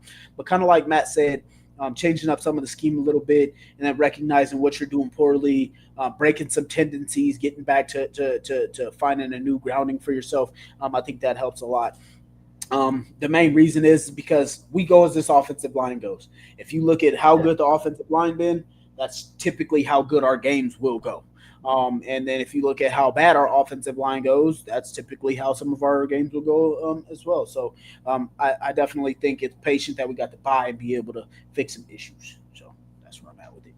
I also want to say that I also want to put one more point on that, and this is something that we haven't experienced since, I don't know, we had that offensive line with Andrew Luck his last season. The health has been great across that offensive line for once, and that I think that's another reason why I'm not too knock on wood. I think that's another reason why I'm not necessarily panicking 100% on it, because as long as they're together, they're keeping that chemistry, that camaraderie across the offensive line, and that's important. It's at least the proven starters. Like there's not a hole out there. I agree. Yeah, I was about to say I haven't been keeping a total count on it, but I think we've only lost one game from Goncalves, and then I believe one play from Big Q where he got his knee taken out. And every other than that, everybody else has been in. And then let's get to number 2. Contracts, man. We got a lot of people to pay, a lot of people to think about. Daniel Jones' contract, AP's contract, Nick Cross's contract, Braden Smith contract. I know it's just a bye week, and we don't necessarily have to think about any of these things till next year. And then even with the contracts coming up the year after, obviously we finally got in a position where our quarterback can be what we've asked for years, which is just average. And Daniel Jones has even played over that to some extent at some points in time this year. But where are we thinking with contracts? With it being on the bye week, we haven't extended anybody just yet. And then we just traded for Sauce as well, so we added another contract on the books. Where are we at on contracts? Where are you guys thinking? Do you think, I guess, not necessarily major thoughts into it, but just panic or patience on the timing, if we should get some done now, or if we should wait a little bit? Are you having patience on it, or do we panic and probably get some money paid now? I think there's only one contract extension that I'm panicking on, that I think we need to get done now and not later, and that's Alec Pierce. Mainly because if Alec Pierce hits the free agency market, he's going to be offered some money. That he is on pace for over 1,000 yards this season. The man is doing everything. He's improved every year. He's been excelling this season, and it's brought the question that we talked about earlier on who actually is wide receiver 1. And in my opinion, it's him. And I think that, especially with Michael Pittman Jr. aging, I do think that Alec Pierce is that guy that we need to extend now and not let him hit the free agency. Daniel Jones, I think, is going to get done either way, so I'm not necessarily panicking on that. And that's shown when we traded 2 first-round picks for Sauce Gardner, because we're not, you don't trade first-round picks if you think you're going to have to move on and find a new quarterback. Now, I do think Nick Cross, I think that's one that we can kind of wait on. I mean, he's a stellar player, but I don't think he's make or break on the defense. If I'm being completely honest, Braden Smith, I don't really care if we extend him or not. That's fair. That's fair all around. I mostly agree, man. I'd say mostly patience though, just because like this could just be a preference thing. Like their agents and stuff, they might just want to wait until the off season or later on to negotiate. They might not want to negotiate in season. And just, focus on playing and focus on winning. And if that's the case, I'm totally fine with it. I will be panicked if we get to the end of the season, though, and it's like starting to become a question of whether or not we're bringing guys like Daniel Jones and Alec Pierce back. Because I think there's no question. You have to extend both of them. To me, those two are the big ones. Yeah. The big ones, absolutely. I agree. There's some questions on Braden Smith, whether or not we bring him back. That depends on the rest of the year, to me, honestly. If he finishes the season like he starts the season, I'm offering him a contract as long as the money works out, whatever. But if it's like we've seen the last 2 weeks, we can probably find another guy. And then kind of same with Nick Cross, but I'd very much like to bring it back. But those two for sure, right? Pierce and Jones, they have to get done. I would love to get a notification on my phone anytime over this next week that says Colts extend them. We're good to go. But I'm going to say patience just because it could be a preference thing of not wanting to negotiate now. And I'm fine with that. I think Daniel Jones is back either way. The Alec Pierce one is the only one I'm really panicking on because if he hits free agency, that's where I'm going to be like, oh, fuck. Well, I kind of feel the same about Jones just how he's played. Yeah, because then right, like you said, it becomes a bidding war, and not only that, but now we're going to end up bidding with teams that are like Philadelphia, who Kansas somehow City, have all the money, Dallas, teams that have all this freaking money. For no reason. We're going to end up losing Alec Pierce to somebody like that. He's going to go off, win a Super Bowl. I mean, unless we win a Super Bowl this year, and then maybe he takes a little bit less to stay. You know what I mean? That'd be great. Yeah, that'd be great. But it's look, if we win a Super Bowl, then kind of whatever happens. Like I'm okay. But yeah, I agree. The thing with Daniel Jones though, I don't want to see like what happened with Sam Darnold last year, where he played so well for Minnesota, and then they couldn't bring him back because they got outbid, like all this stuff. That's when I would like to see the deal done because we cannot have another new QB. Like I know Daniel Jones is not necessarily like the driving force of the offense, but he's the quarterback. He's managing the games well. He's doing everything he's supposed to do, and he fits within this system. We have to get him. We have to get that deal done and keep him. Like we cannot. Well, I don't think we're in the same situation as Minnesota was. Right? Minnesota knew that they had their future quarterback, and I think that this season had shown. They thought, but I think we've already learned after having AR start 2 seasons and then him getting beat out by DJ, because the situation down there was JJ got hurt. Yeah, that's fair. That's completely fair. So it's like it's not the same situation. AR wasn't hurt. I mean, he got hurt in a pregame warm up as the second string quarterback. So I don't think we're in that same situation as to where we're questioning whether we're going to bring DJ back. I think that is a thing, and I think DJ himself is focused more on the game or more on what's happening this season than he is trying to decide numbers or whatever. He's probably letting his agent work all that out, but I do think he's coming back. Ramirez, you're drinking too much, my guy. Just saying. He said Raiders guy. Drinking too much, my guy. I don't even see why the Raiders would even want to try that. Like, you guys have been passing up quarterback. You guys tried Gardner Minshew, Geno Smith, Aiden O'Connell. Like, why would you want to keep passing it? Like, I don't even understand that. I agree, though. I think Daniel Jones is that kind of guy that he's probably not going to be super involved, and it's probably going to be more of his agents. But then, too, he's seen how his career has played at other places. Like, it did not work in New York, and then he was a backup in Minnesota. Like, it's working here. I don't think Daniel Jones would want to go anywhere else when like this is the team for him, and he's obviously very close with Steichen. So I think it will get done. I also don't think the money that he took in New York was based off of him asking for that. I think that was pretty much what they just offered him, and he was like, "Fuck it, I'll take it." Yeah, but here he's got this relationship with Shane that other quarterbacks we've had did not have. Yeah. He's got a relationship with Shane that he didn't have in New York or in Minnesota. He's got a relationship with the wide receivers that he had it in Minnesota. He had it in Minnesota. Did he? Oh, I don't know. But he wasn't playing. He was. The thing with Minnesota is they were saying McCarthy's our guy. You'll be his 2 good seasons in 45 years, my guy. But yeah, like it's just, I think he's at this point where he knows that his success is here in Indy, and I think that this is where he wants to stay. He's happy. When was the last time you saw Daniel Jones happy? Before he had that breakout scramble and tripped. Like, yeah, that's what I'm saying. Like he's enjoying himself. The team loves him. The team is literally rallying around him. Yeah. The team rallies around him. So it's a perfect fit, man. I'm just not worried about that. Yeah, I'm not. I just don't want to lose Pierce, man. I'm with you guys. I kind of, the only reason I'm panicking is just because it's like I kind of see it how like the Eagles have been doing it. If you pay people earlier, you get pennies on a dollar. So I'm thinking you sit there and if you extend them early, you get to beat the other numbers and the dollar numbers that can come up. And just like Matt said, I don't want to have to get into a bidding war over a player, especially knowing that we know Ballard. He'll kind of hold back some dollars and whatnot. As far as on the Daniel Jones of it, I would think if you're smart, like he'd probably even take less to stay, Cheers, just because of the situation. I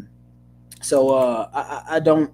I wouldn't necessarily say that that's a panic for me or whatnot, unless we just completely lowball them and say like 25 a year or something like that. Yeah. Like even now, if we gave him 40, that's like right around the market at this time. That's a fair amount. Yeah. I think he'd be like. Yeah, I mean, at the time he got 40, and that was high. That was Now it's not. that was top But five. now- Now he's Yeah, sitting now around 8 to 12 or something like that. So, Yeah. And would that's be the- about where he's playing, so that's fair. Yeah. So I mean, dude's that's where already I'm kinda made out with that. $800,000 off of bonuses this year. So. Again. So like, I think that if he was to sit there and leave, it's like you got to think about the league around the league. Where are you going to go? Where are you going to find the perfect offensive line, weapons, and everything around you? It's like would he take off and go Yeah. to New York if they overpaid him? Like, are you really going to go to the Jets? Like, are you going to want to try that? Are you gonna go to the Raiders? You know what I'm Like, saying? Like, So He doesn't seem like that money chasing kind of guy. So yeah, so I wouldn't necessarily say I'm panicking. It's just a thought, just because I think if you could pay some people, you can get it done earlier. But just Agreed. kind of yeah, it's just Alec Pierce to me. I don't want to get in a bidding war over Alec Pierce at his level and how he's improved every single year and how he meshes with this offense and his chemistry with DJ. MPJ has had chemistry with every quarterback we had, and True. now it's Alec Pierce who's got that chemistry. And I think I don't want to lose Alec Pierce. no, for I'm sure. with you, dude. I'm with you. We should go ahead and lock that up. All right, last one here, man. The schedule. I know we've talked about it before, but we literally went from the first half of it and what everybody talks about the schedule ranking. We literally went from, I want to say it was like the fourth easiest to now we're going to the fourth hardest in the You're about to make me NFL. mad. For, You're about to make me mad. I'm about to go on a rant. I'm about to crash out. Got a lot of I'm about to people crash out on this. I'm about to crash and, out on this. so, yeah. I'm about to throw something. to wrap up the season.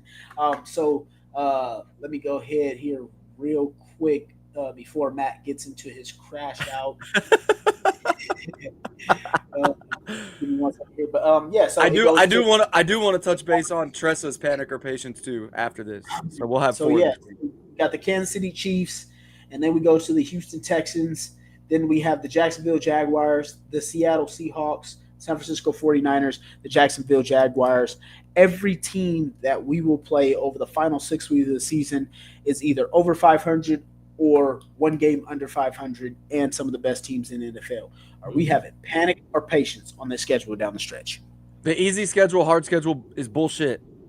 All right, I'm just gonna start with that. I hate that. I hate this. I mean, sure, I can see teams that are harder than who we played earlier in the year. We went toe to toe with the Rams. We lost to Pittsburgh, and Pittsburgh to me is a curse. That team has always brought their A games against us. So, and each game we lost 27-20, so we didn't get our asses whooped. So it's. I'm patient, man. I think the schedule's hard. The schedule was easy in the beginning of the year. That's not what the fuck they said before the season started. All right, before the season started, we were the easy one on everyone's schedule. Yeah, everyone's exactly. schedule. And Four every wins. game, yeah, and every game we were supposed to play, we were supposed to have 4 wins, right? So like now that we're 8-2, you can't sit here and tell us we didn't play nobody. You can't say that, and then you can't go into the second half and be like, well, now they're about to play their hard part of the schedule. No, because before the season started, you said this entire schedule was hard for us. So get fucked, loser. It's a week-to-week league, and we're about to be healthy in the secondary. We are 8-2, and we've been using backups and undrafted free agents in our secondary for this entire season. And now we're about to be fully healthy. We get Ward back. We got Sauce Gardner. We got Kenny Moore. Jalen Jones was supposed to be a starter. Now he's going to be a rotational piece. Yeah. It's going to be a dime look type piece. Got Nick Which is Cross, great for him, by the Cam way. Bynum, and then Pratt. I mean, Zaire they are what they are, but when you got a secondary like that behind them, they should be improving. The only concerns I have defensively is with DeForest Buckner. Offensively, my only questions is what is Shane going to do schematically against every week. That's it for me. I do think we go about 12-5, maybe 13-4. If we hit that 11-6 mark, I'm panicking heading into the playoffs. Like I said, before we even came on, we were backstage. I think if we're 11-6, we're not hot going in the playoffs, and that's going to be scary. But other than that, I don't know, man. I'm patient. Yeah, I mostly agree again with everything you said, man. And I agree. Like 11-6, we were talking about this, like you said. It's funny, like if you would have told us before the season that we'd go 11-6 this year, I think everyone would be like, "Oh, fuck yeah, dude! Like that's a great year." But now, given where the benchmark is at for us, because we're sitting at 8-2, I agree. Like 11-6 would feel like a letdown because it means we've gone what is that, like 3-4 our last couple games. Like it's damn near unacceptable with what this team has shown. So I agree. We'll finish right around that 12-5, hopefully 13-4 mark. But just as far as the schedule, like, look, obviously there's a couple great teams that we have to play over the rest of the season, right? But in retrospect, we've played a couple of great teams too. Like, for some reason, people are breaking this down like, oh, that was the easy half of our schedule. Now this is the hard half of the schedule. That's not really true, man. The Falcons are a tough team. The Steelers are a tough team. The Cardinals have played teams tough and just have been on the wrong end of it. Chargers, good team. Rams, good team. Broncos, good team. The Dolphins suddenly beat the Bills and now they're good? Question mark. Like, yeah, I agree with what you're saying, Matt. It's like the I guess conversation around the schedule, whether it's easy or hard or whatever, it's always bullshit, man. Like even the teams that we beat up on, like we beat the Chargers 38-24. They're still a good team, man. They're still a threat in the playoff, everything. People are calling them Super Bowl contenders. Exactly. Yep. Like we've played good teams and beat the hell out of them. And then we've played teams that probably aren't considered that great, like the Falcons and Cardinals, and they played us really tough. Like it almost doesn't matter, man. You play who's in front of you, and you make the most of your matchups. And it really is a game of inches. We've talked about it so many times. But one or two plays go right or wrong, and that's kind of what shapes the game, dude, at this level. So is it a tough schedule moving forward? Yeah, absolutely. Like these are some great teams, but we've played great teams and shown that we can beat them. Yeah, and it's crazy. So overall, patience. It's crazy too because before the Steelers game, I remember watching one of the shows and somebody said, not only are we dominating, but a lot of the things were going our way. A lot of the balls that, everything was just bouncing in our direction. And then when the Pittsburgh game rolled around, things were not going our way. 100%. Against Atlanta, not going our way. So that, to be 1-1 in both those games where things weren't going our way. And that thought even came to my mind against Atlanta when things were happening that I was like, Jesus, this is uncharacteristic. Yeah. It's just, and to be 1-1 in those type of games. I mean, like I said, the only teams that really concern me are the NFC side of it. And the NFC side, to me, they're legit. The NFC conference as a whole, tough. They're tough. That's a tough conference right now. And like going into the playoffs, I don't know if I'm really afraid to play any of these AFC teams if they're outside of the Bills or Chiefs. Those teams are playoff teams that if the Chiefs make it, they're always going to be in it to make a run. The Bills, they're always in it to make a run. Anybody else, it's like, okay, I'm not really too concerned. We should be the favorites at least. Yeah, but then moving into like the Super Bowl, if we make it, I'd be afraid of whoever the fuck we're playing on the other side because that conference is just scary. But yeah, I don't know, man. It's crazy. As for me, man, the panic or patience of it, there's no panic. It's all patience for me over here. I love to do the panic or patience. Love to get you guys' opinion on it. Love for people to hear who come in and watch. Hopefully more people see it. Wish we were still on Twitter because that's where a lot of the stuff that I get will come from. But it's all patience for me, man. Look, the Chiefs are 5-4. They are third in their division, and people still say they are the favorites to be Super Bowl champions. Why the hell would I panic? Why the hell would I panic at 8-2? Like I don't see where people get it from. I don't personally care for all the tough schedule or who did you beat or whatever. Like everybody crowns the Patriots because they beat the Buffalo Bills. The Dolphins absolutely smacked the Buffalo Bills. And everybody, like, you guys' opinions just waver and not just it's fans, week to week, even the people on TV. So personally, I think you can go out and Trev, and not to slight your reference, but you even said that we got great teams down the schedule. There isn't a great team down the schedule, in my opinion. Personally, just don't think there is outside of Seattle Seahawks, who I said I think is the best team in the league. So that's the only team that I really see down the stretch is great. So 100%. We can sit here and say this: the schedule is tough right now, But even still, like we talked about before, with people moving Sorry, the Devils goalposts, are in a shootout. My bad. I'm sorry. yeah, the Gators are too, man. The Gators are right here. No, we're literally in the overtime in a shootout right now. And You meant like the reference shootout? yeah, and they made one, and now we just made one, so we just tied it. And I'm like, oh, Yeah, we're down. We're down 3. actual shootout. Yeah, Ole Miss scored, so we're down 3. So we're actually, yeah. So but yeah, yeah. So basically, what I was saying is people are going to continue to move the goalposts regardless of it. If we could literally beat every team down the schedule and finish 15-2, and people will sit there and say, "Oh, you haven't played anybody," and Seattle beat themselves because there was a PI call that wasn't real. So at the end of the day, it's all patience for me. I want to add to that too, because like we're sitting here talking about the schedule as we should be, and like great teams or not, every one of those teams has to play us. Like we are the tough part of their schedule right now. And when you talk about great teams, like we have to give ourselves some credit. We have a great team. So like even if whether you think Seattle's a great team or whoever on the schedule is good, great, whatever, we are a great team too. Like they're going to have to see us and play against us. So as much as this schedule is tough or is easy, whatever, we're the tough part of team schedules too now. So I think a lot of fans haven't looked at that side of things enough. Like they got to play us. You know, we don't have to go play that. They have to play us. We're top of the freaking conference, for God's sake. Absolutely. 100%. So I do want to talk about this one too. Tressa says, I kind of threw that in with the O-line, but we never got to it. Are we panicking over turnovers the last 2 games? And I'm not really panicking over turnovers because I think the majority of these turnovers were actually takeaways. How do you mean?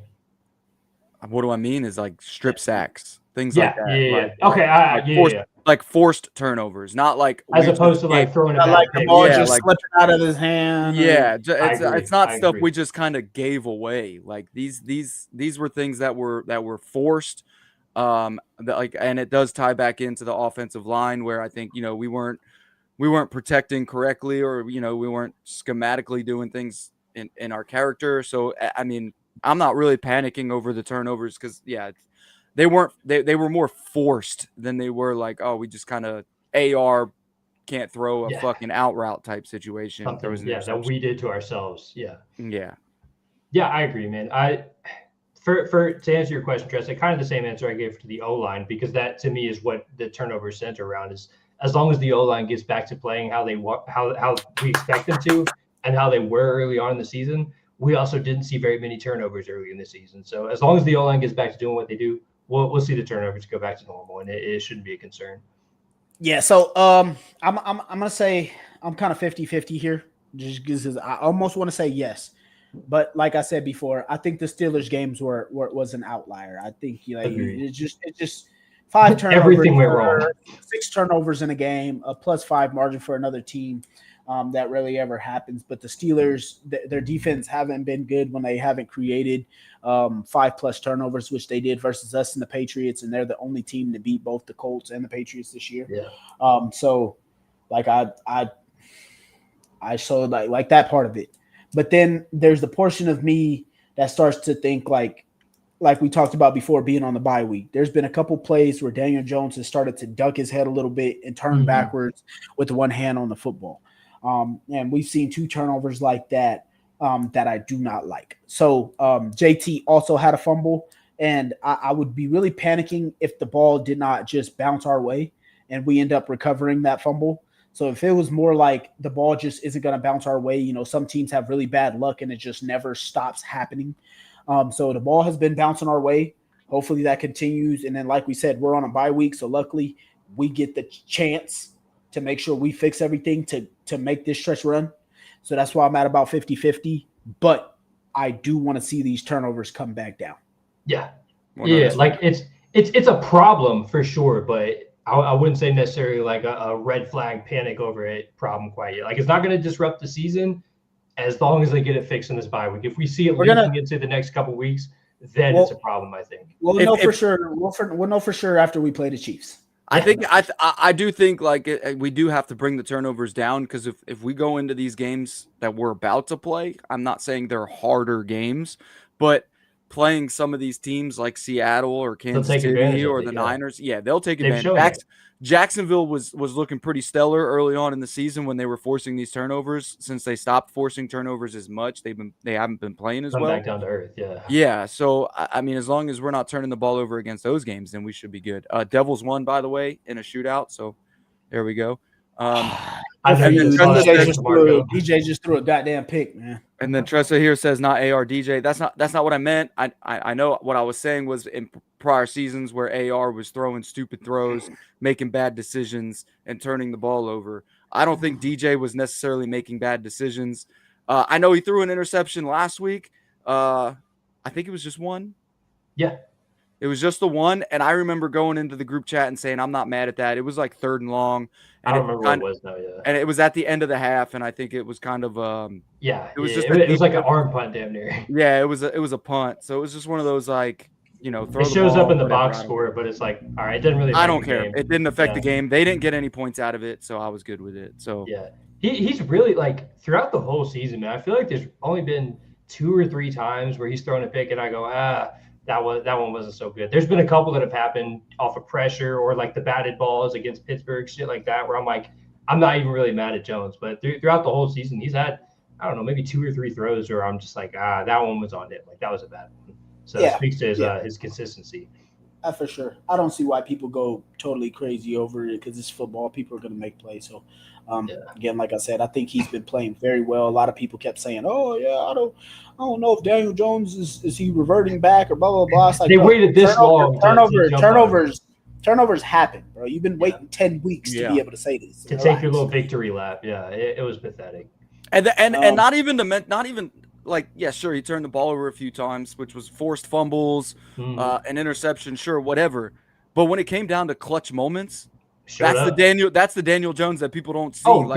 Like third and 20 something after a sack, and the man runs the ball for 19 fucking yards, and then on 4th down throws the ball to Tyler Warren, and Tyler Warren gets the 1st down. Like, don't play with me with this crap. He's come in clutch.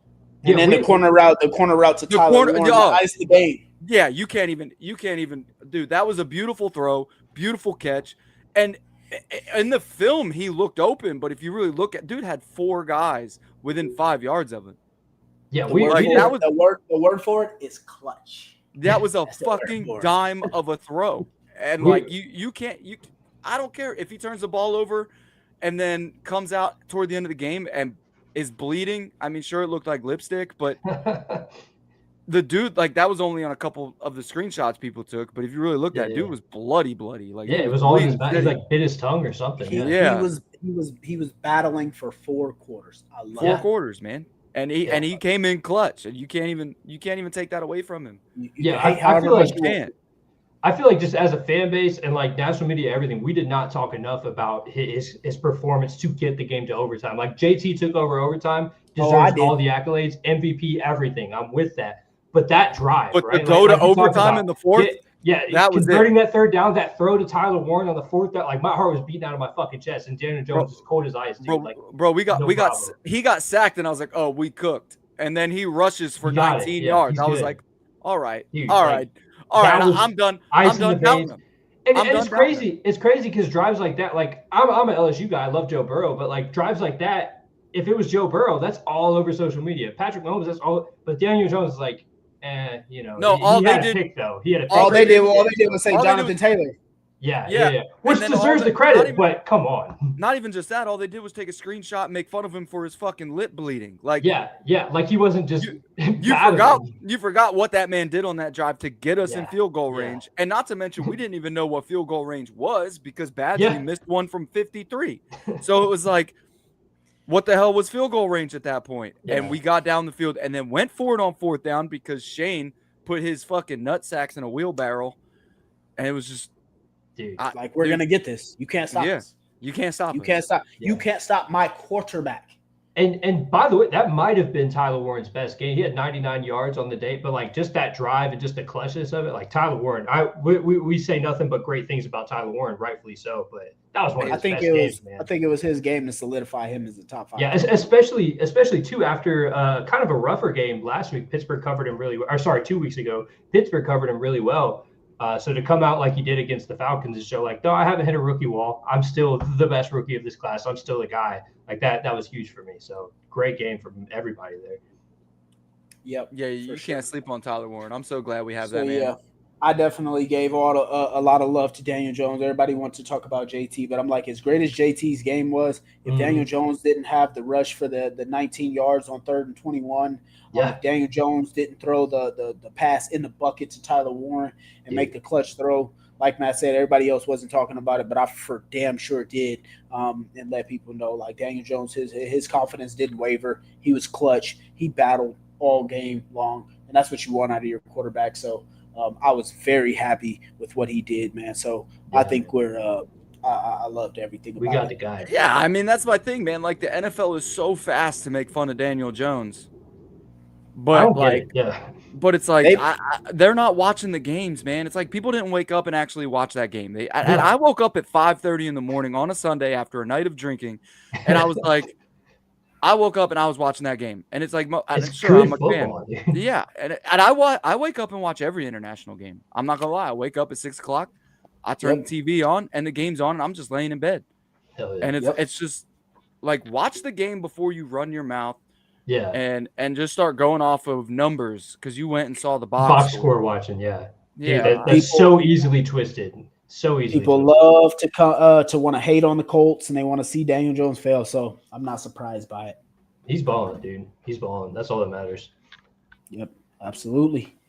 Well, there it is, folks. Appreciate everybody who came through. Tress, I know you said our predictions. We will be on next week, bearing no interruptions. Actually, well, we will let you guys know because I think that is Thanksgiving weekend, I believe. If we'll be ready. Yeah, we'll have to see. That'll be 2 weeks from now. I think we should be on next weekend, so you'll be able to get our predictions for Colts versus Chiefs. We shall be here, ready for you guys. So appreciate everybody who came through tonight. I think we had, I want to say it was about 4 or 5 new viewers in here. So appreciate everybody came through. Appreciate all of you guys, man. Hey, we'll catch you guys next. We're going to beat the hell out of the bye week. All right. We're going 8-2 tomorrow. Oh yeah. We got the bye week 86-0. We're playing Madden, with this bye week, but appreciate everybody. All y'all have a good night. Hell yeah. And as always, go Colts. Go Colts. Go Colts. Second down, he fakes the Taylor, fires over the middle, completes. Pittman